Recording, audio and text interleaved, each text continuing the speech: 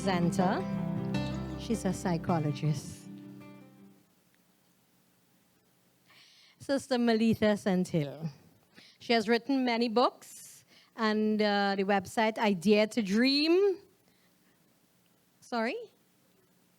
I Dare to Live. Well, I'm alive, that's why I'm dreaming. Come on, sis.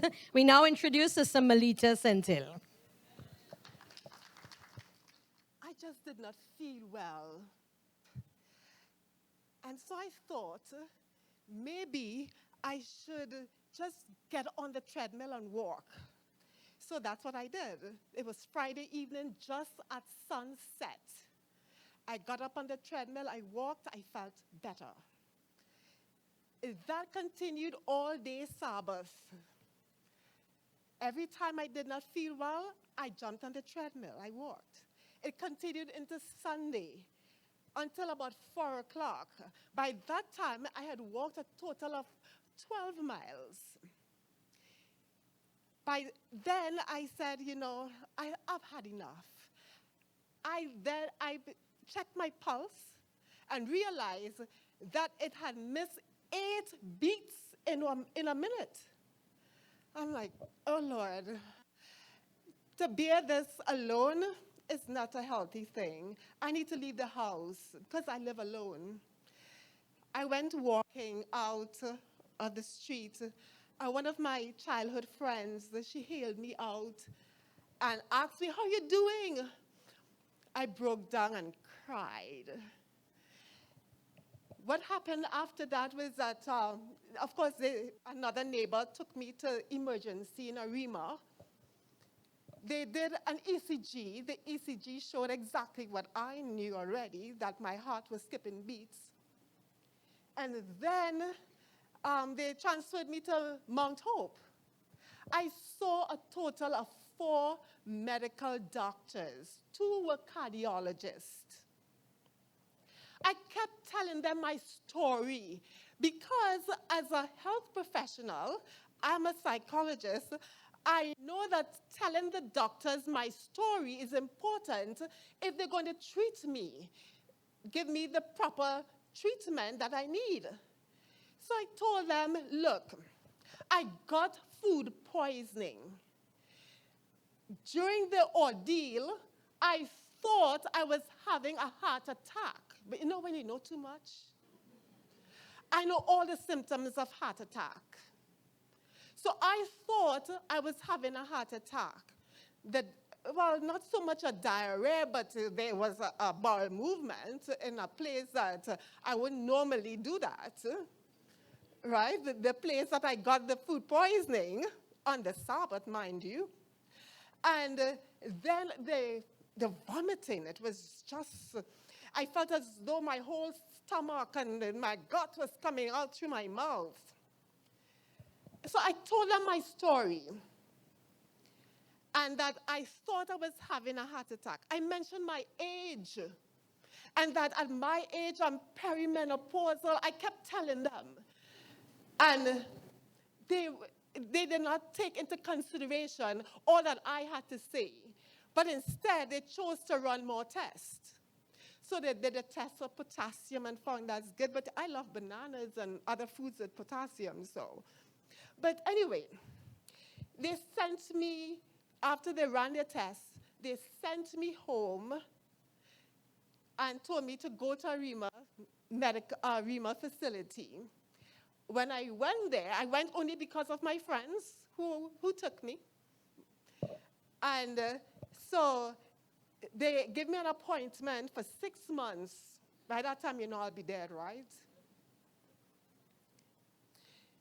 Now, a couple weeks later, as I was talking with the Lord, he said that, Meletha, you think that because you are a psychologist, you have a PhD in psychology, that you cannot suffer from a mental health disorder? And I said, yes, Lord, you're right. I could.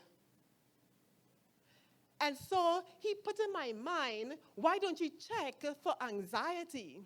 So I went to my my psychiatric Bible, you know, the DSM-4 at that time. Now it's DSM-5. I went to the Bible and I checked it up. And I got a panic attack and I checked. I got all of the symptoms, panic attack. Then I went back to one of my advanced abnormal psychology textbooks and looked at this whole thing about anxiety disorders and realized that a problem of hormonal imbalance can lead to panic attack. And what happened to me with the vomiting and so on, I lost electrolytes and so on, which led into a hormonal imbalance, especially looking at my time of life. Now, today I've come to talk about a brain-based functional approach to the diagnosis and treatment of lifestyle diseases. You see, it's important that when we are treating any disease or we're doing anything in the health sector, in the health area, we need to consider the brain, how it functions. That story I just told you there, it was one thought that triggered everything. That thought messed me up. The thought that I had a heart attack. I said my last prayer a couple times, you know. But the thing is that had the doctors been trained to figure out, well, look, it is possibly some mental health issue here, then I would have been saved 18 months of trying to work on this on my own, and I never took any drugs during that time. So for the next few minutes, we will talk briefly about the ceiling and latter rain. Those are topics that we don't talk about much in church, especially latter rain. Genesis of thought, behavior, and disease, the prefrontal cortex and the limbic system, roles in health, and those are the two areas of the brain that I'm especially interested in. And then functional medical treatment. Now, you know, the term functional, it really means that we are looking at everything as a whole system. No longer, when a patient comes with a chest pain, are you going to only consider it's a heart problem? But you have to consider that it could be a gut problem as well, going with it. It could be a mental problem. And then I Dare to Live came out of my calamity. It started off as an acronym, depression. Well, I have a slide with that, so we come to that. Anyway, so it's heal mind, body, and spirit. Now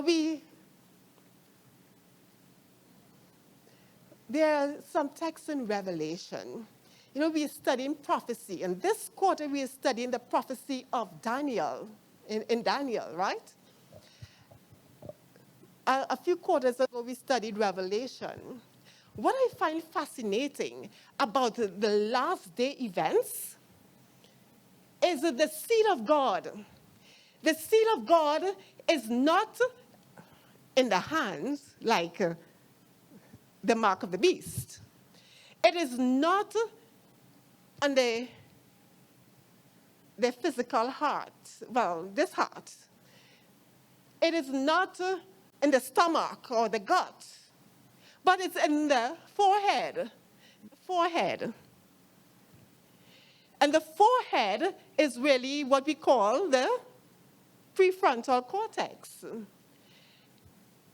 It tells me that this work of salvation, health, and the gospel has to consider how we treat this part of the brain, the prefrontal cortex. And here are two texts, Revelation 7:3, saying, hurt not the earth, neither the sea, nor the trees, till we have sealed the servants of our God in their foreheads. So the seed of God is in the foreheads. And they talk about the Father's name and the Lamb's name in the forehead. The great controversy is not what we do. It is who controls the forehead. And therefore, what I found is that Satan has intensified his attacks on the brain. That is why so many of our people are now suffering from depression, anxiety, and dementia. I know we all are growing old. Well, the years are piling up, right? And we have to consider how we are treating this brain. Then we want to study the prophecies of Daniel and Revelation, but how can we use critical thinking and creativity and analysis and all of those things if we do not take care of the brain? So you're talking about the mind. The mind is the seat of the great controversy. And Ellen White says something about diseases and the mind. She said that 90% of diseases start in the mind.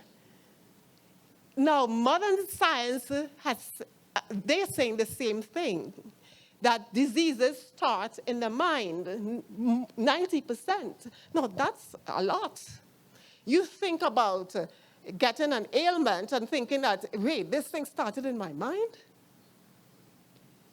And this includes lifestyle diseases, and I've just put a few there. You know, very often when we think about mental health disorders, we think, well, they are just in a cloud somewhere. But the fact is that they are classified, these common ones are classified as lifestyle diseases.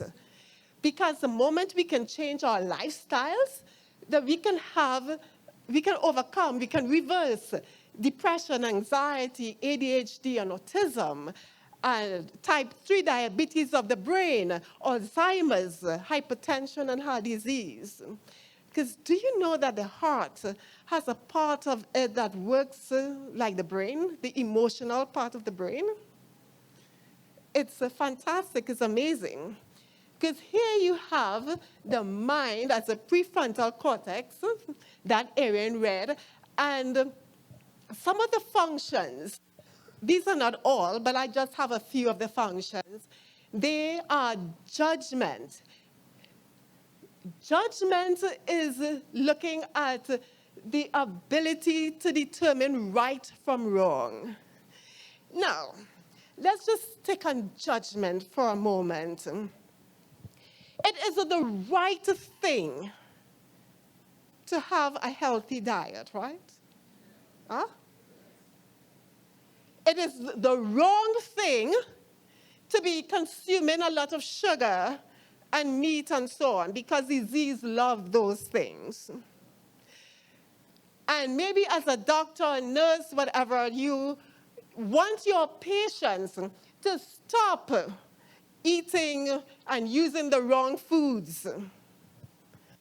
But not for nothing could you get that. And I tell you, diabetics are the most difficult people when it comes to judgment and self-control, which is a little lower down there. You tell them that they should not use, all this cake and ice cream and so on, but that's exactly what they want, because the abilities in this area has been numbed. So it's important for us to be able, as health professionals, to teach people the importance of taking care of the prefrontal cortex. And you'll notice that in all of these and the others that I did not list, that these are areas that must be taught. That's the thing about the prefrontal cortex. And remember, this is the area that the Holy Spirit lodges. This is where he takes his abode. So we have here cognition, or ability to understand. Have you spoken to somebody And the thing seems so simple and down to earth, and yet so that person cannot understand. Problems with prefrontal cortex area. Morality and spirituality, emotions. Next.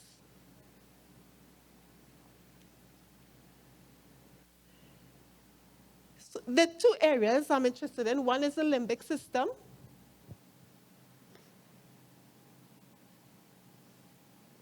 And in the limbic system, there are several parts.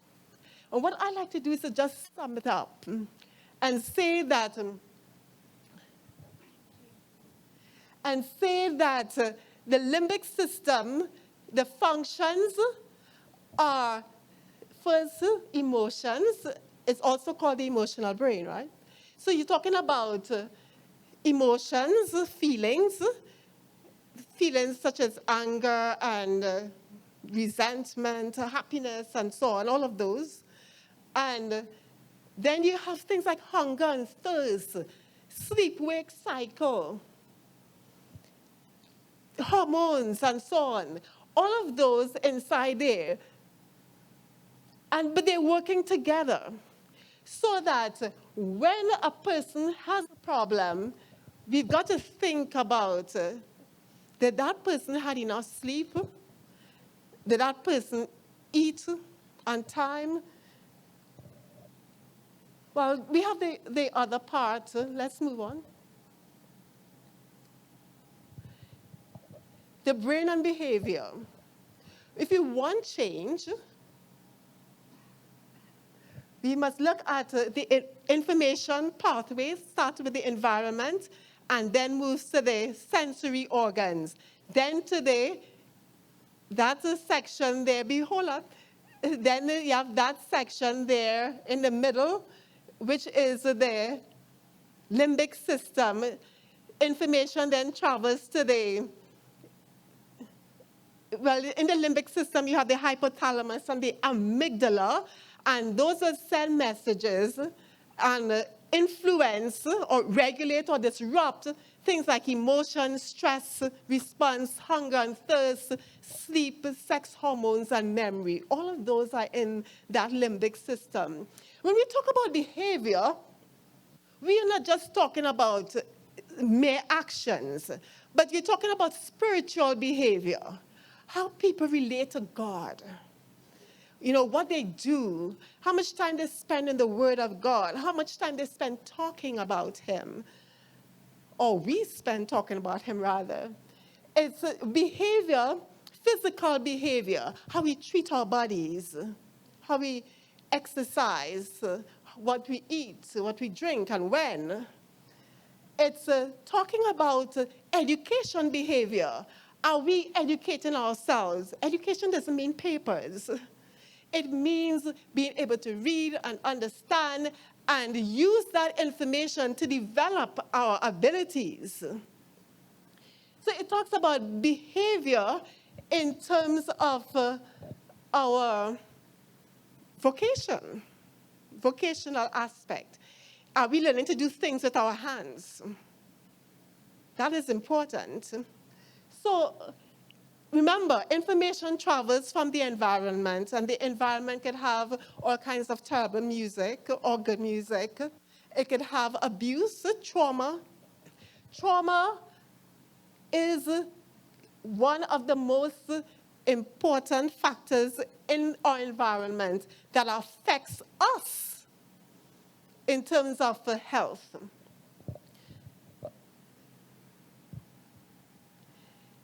Another area of consideration, you see, I'm just throwing a whole lot of things on you for you to begin to think. Mental health and how important it is. And not only mental health, but functional health practices. So here we have the brain-gut. The brain and the gut, they're connected. You know, people think, well, if you're suffering from depression, just think about the head. But wrong. You have to think about the gut. Because the vagus nerve connects to the brain with the gut and transports nutrients and toxins and everything, which will end up disturbing the brain and how it functions. Now, also, in the gut, people think, well, okay, if you have depression, you need some serotonin, and you think you get it in the brain. But the majority of serotonin is secreted in the gut. So if you have a lot of toxins and inflammation in the gut, you're going to have serious problems with depression, anxiety, dementia, and all of those.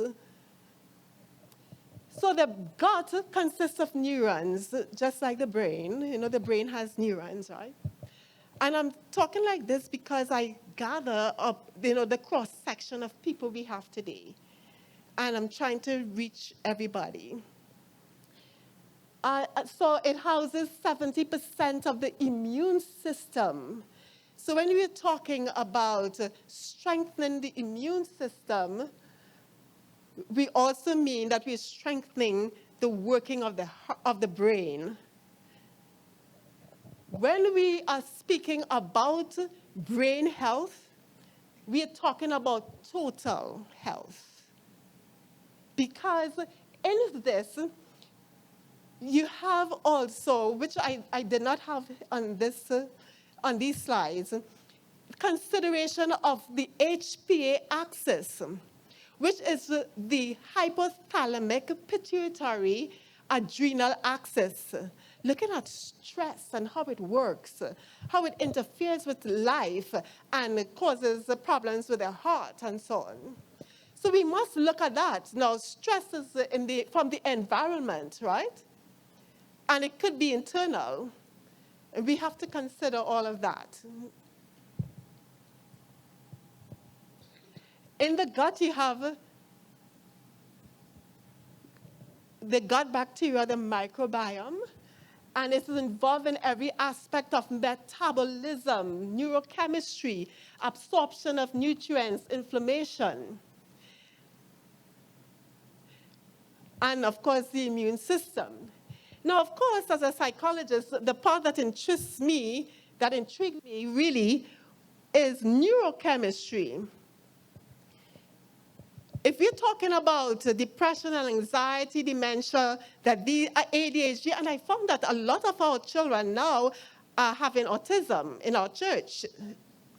So if we're talking about these things, then we need to address the whole issue of the gut, how we take care of our guts. Guts sound like chicken guts, right? Okay, then, so we have excess cortisol. Now, cortisol is supposed to be a good chemical. Sometimes people label it as being one of the bad guys. But you need cortisol to control blood pressure. It is the excess cortisol that is an issue. When there's a lot of stressors in the environment, whether external or internal, cortisol is secreted in excess. And it is this excess that goes throughout the body and causes problems. So the excess cortisol decrease, there's a decrease of blood flow, increase of bad bacteria and toxins, leading to damage the gut lining, leading to indigestion, increased inflammation, obstruct detox function, and the end result of all of this is the term leaky gut.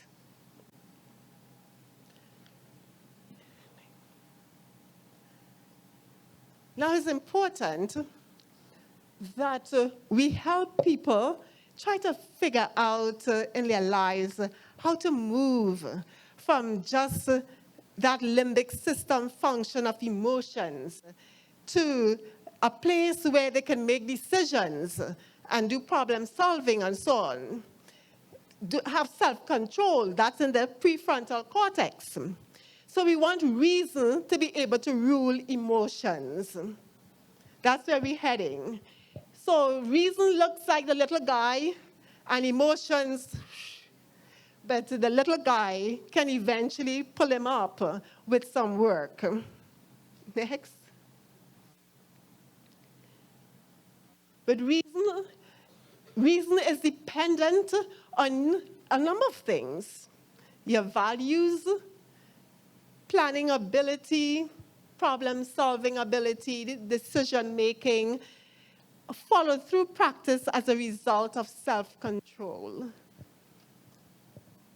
So if we want to teach our patients, our clients about controlling themselves, we have to help them with these higher level thinking skills.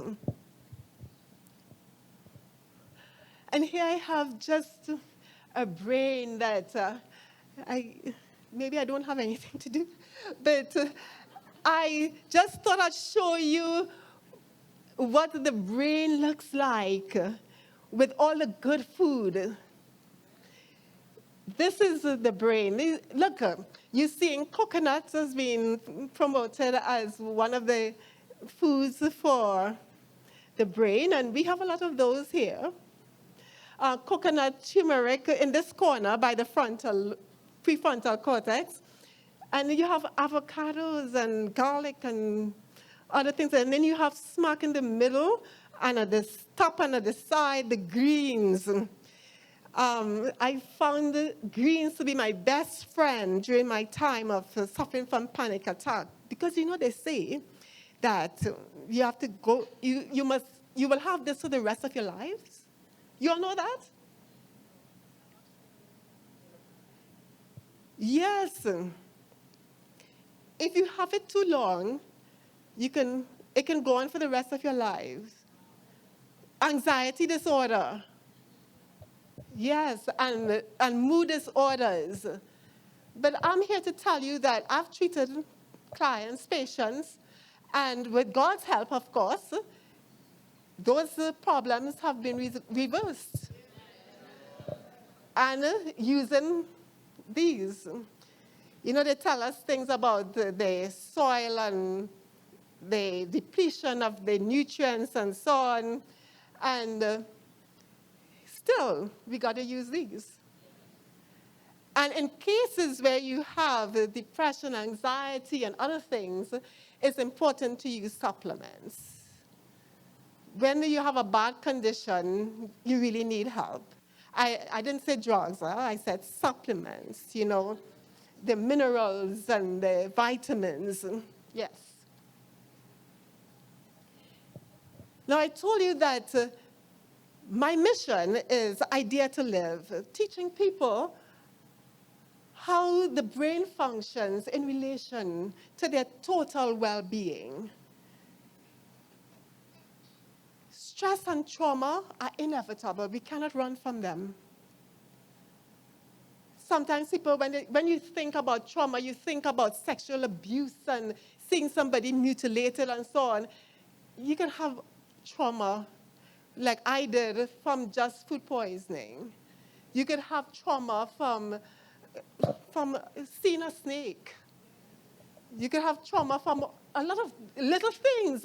What may be traumatic for you may be a ha-ha-ha for me.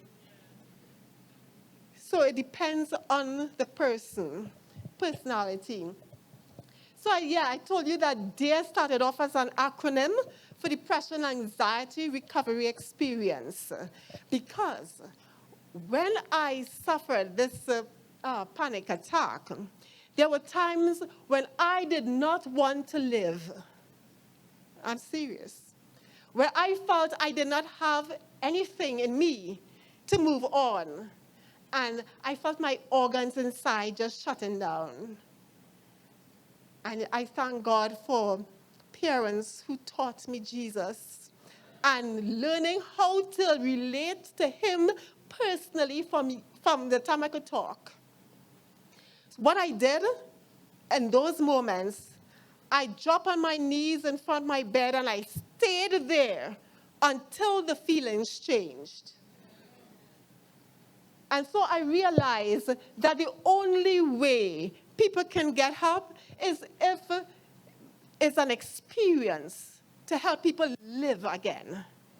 So that's why I have Idea to Live. But then soon I discovered that there were other mental health disorders in the same region of the brain, the limbic system and the prefrontal cortex.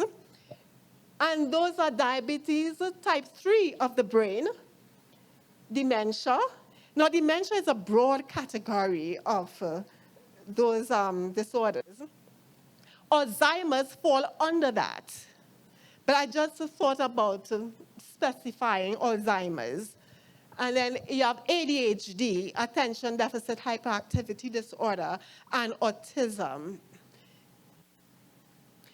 Idea to Live is a program designed to educate people concerning the functioning of the brain for improved mental and physical health, development of mental abilities to succeed.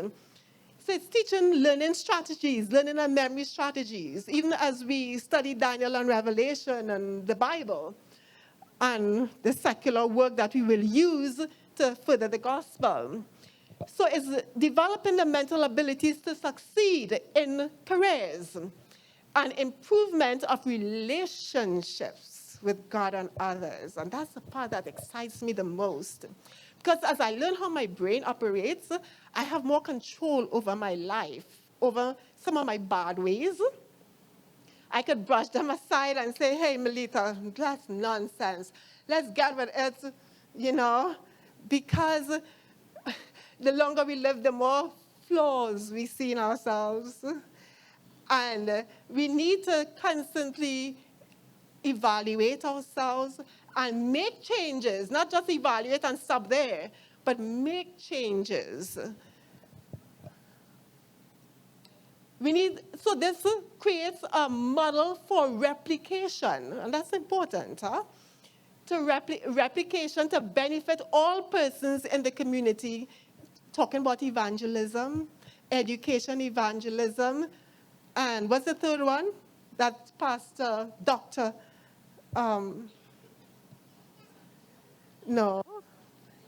Isaac. What are the three? He talked about teach. No. The 3 points. Teach, preach. Teach, preach, and heal. So this is what this is about.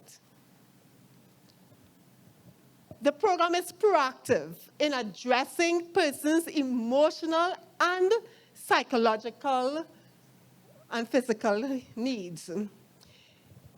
Know the importance of mental health and how to respond to the needs of others in their charge. The expected outcomes of these outcomes include understand the basis of brain functioning in relation to common mental health disorders. It doesn't make sense trying to deal with all the mental health disorders. There are hundreds of them. But the common ones are those that we're interested in. So it's teaching people how to deal with them, looking at the causes, effects, and treatment using natural treatment, and to make long-term change of attitude and behavior to help others do the same. Know the process of brain rewiring. You have difficult students or people around, their brains need to be rewired. It deals with that. Improve learning and memory and influence behavior change in oneself and others. Next. And I always like to leave people with something interesting. And so after doing all this research about some of the natural things that we need, I came up with what I call the brain performance booster cocktail, and it works well every time. It's great taste and anti-inflammatory, and it has all of these qualities that it seems too good to be true until you check the ingredients out for yourselves. All right? And you can get it at my website, my major website, drsendhill.com. And here is it, and you can get it for free on my website. So may God bless us all as we continue to live in health until that great day when he comes and we live forever and ever. Hallelujah. Blessings.